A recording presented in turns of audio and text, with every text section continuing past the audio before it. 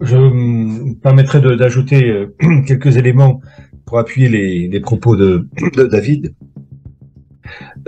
au sujet de Joseph Ratzinger. Mhm. Bon, officiellement catholique et polonais, et en fait, j'ai eu la possibilité, ça je dis pour Grégor, c'est la dernière annexe de mon livre de Sionisme et mondialisme, de retrouver l'acte de baptême, de conversion du judaïsme au catholicisme du grand-père de Joseph Ratzinger.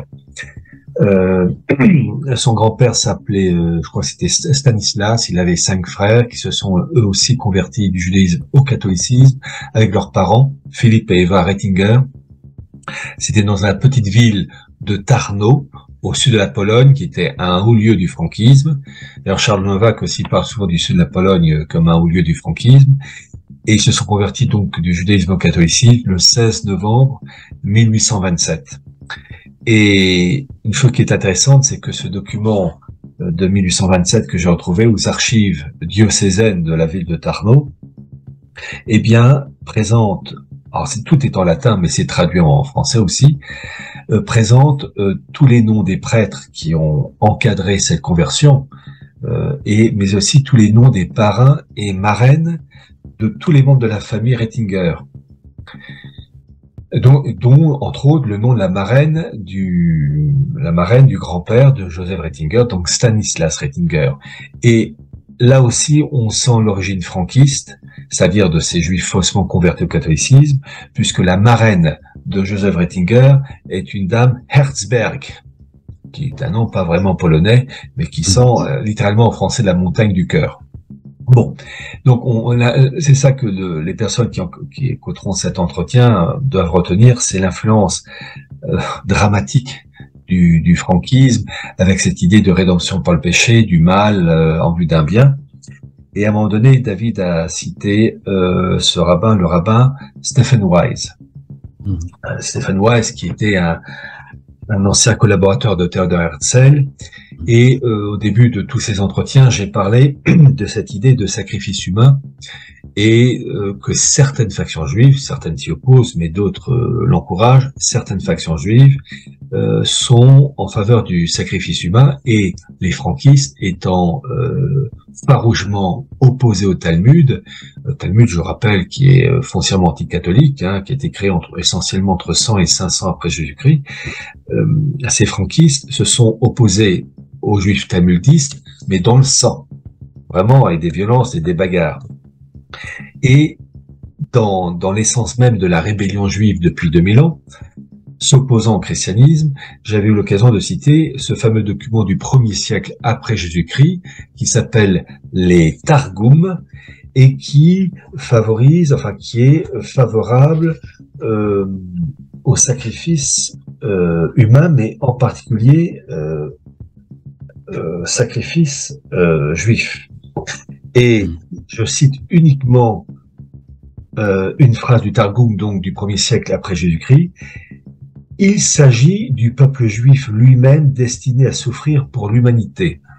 C'est-à-dire que c'est une phrase où le peuple juif est souffrant, et construction de cette phrase en opposition au Messie souffrant, au Christ souffrant. Il faut toujours, je l'ai déjà dit, comprendre que le nouveau judaïsme est construit en opposition au Christ, pas à l'islam, pas au bouddhisme, pas au shintoïsme, mais au christianisme, le Christ souffrant, et ce nouveau judaïsme foncièrement antichrétien s'est construit en tant que peuple juif souffrant. Pourquoi je dis ça? Et là, je vais citer le rabbin Stephen Wise, qui était un héritier de tous ces courants-là, franquistes, sabbatéens, en lien avec la réforme lorianique et toutes ces pensées. Il y a le fameux discours du rabbin Stephen Wise en Suisse, à Genève, en septembre 1933, où officiellement il s'oppose au nazisme. On est dans cette période où vous avez certaines factions juives qui veulent combattre à mort le nazisme, d'autres qui veulent collaborer, ce sont les sionistes, puis ceux qui jouent la comédie de l'opposition factice, mais en fait, en sous-main, veulent collaborer. Eh bien, le rabbin Stephen Wise, lors de son discours à la conférence de Genève de septembre 1933, va reprendre l'idée du peuple juif souffrant, parce que toujours dans cet idéal tordu de ces gens-là, le fait de favoriser, comment dire, de favoriser une mise à mort d'une partie de leur corps religionnaire, c'est la plus belle offrande en tant que holocauste pour obtenir un bien, avec des guillemets. Et là, je vais citer les propos du rabbin Stephen Wise de septembre 1933. Je le cite. Encore une fois, le peuple juif semble appelé à jouer un grand rôle dans l'histoire, peut-être le plus grand rôle dans tous les âges de son histoire tragique. Encore une fois, le peuple juif est appelé à souffrir en tant que serviteur souffrant de l'humanité. Nous sommes appelés à souffrir afin que l'humanité et la civilisation puissent survivre et perdurer. Nous avons souffert avant. Nous sommes les éternels serviteurs souffrants de Dieu, de l'histoire du monde, qui est le jugement du monde. C'est intéressant de voir cette idée de souffrance, et donc indirectement, le rabbin Wise, lui et ses amis, représentant une faction de ce monde juif, sont prêts à faire en sorte que les juifs restent fidèles au Talmud, subissent un sort terrible avec Hitler. Certains ont dit que finalement le chancelier Hitler a été le dernier Kohen Gadol, c'est-à-dire grand prêtre, parce que finalement ce qu'a fait le nazisme avec ses destructions et des politiques répressives, quand je dis répressives, sanglantes à l'égard des Juifs d'Europe centrale et de Russie, quand même ça, quand même il y a eu pas mal à mourir.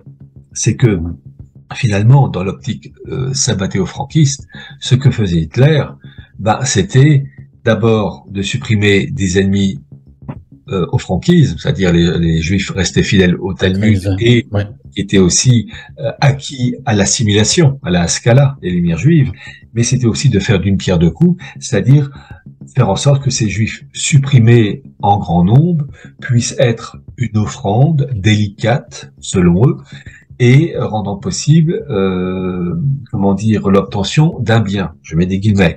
Et j'ai souvent dit, je l'ai même écrit, que la création de l'État d'Israël est finalement une sorte de récompense maudite de ce sacrifice humain et de ce sacrifice de certains Juifs en raison de la guerre et du rôle du nazisme.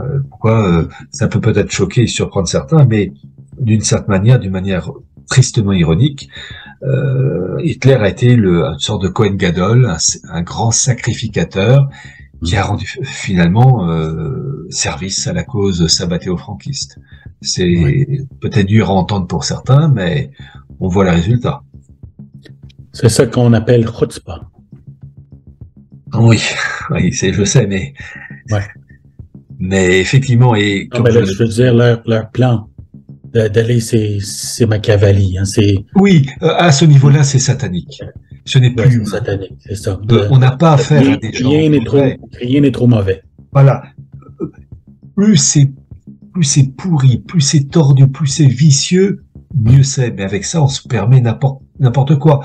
Et finalement, la finalité du projet, c'est d'aboutir à un immense sacrifice humain pour aboutir à l'idéal suprême, la gouvernance mondiale, puisque voilà. Et comme j'ai déjà eu l'occasion de le citer, j'ai toujours pensé que la création de l'État d'Israël en 1948, conséquence des événements de la Seconde Guerre mondiale, avec le rôle des sionistes et qui ont collaboré avec l'affaire de Havara, un transfert en hébreu en août 33, l'accord signé entre nazis et sionistes, c'est que la création de l'État d'Israël était une sorte de placement sacrificiel à long terme, c'est-à-dire que quitte à supprimer une partie de ce peuple en terre d'Israël en vue d'un bien, avec des guillemets toujours. J'essaie de choisir les mots qui, pour des personnes qui ne connaissent pas ou peu le sujet, des propos qui peuvent paraître terriblement choquants. Et c'est vrai. Mais malheureusement, je demande à ces personnes de bien comprendre que pour saisir la mentalité de ce milieu sabbatéo-franquiste avec tous les liens avec l'ésotérisme, les différents courants, il ne faut pas penser comme nous, il faut rentrer dans la mentalité de ces gens et essayer de comprendre le raisonnement. Évidemment, on n'adhère pas à cette manière de penser, mais il faut comprendre, comme une enquête policière, il faut comprendre la mentalité de l'assassin, du criminel. Là aussi, il faut rentrer dans la logique, si je puis dire, de ce milieu qui est un milieu infernal. Luciférien, c'est ça.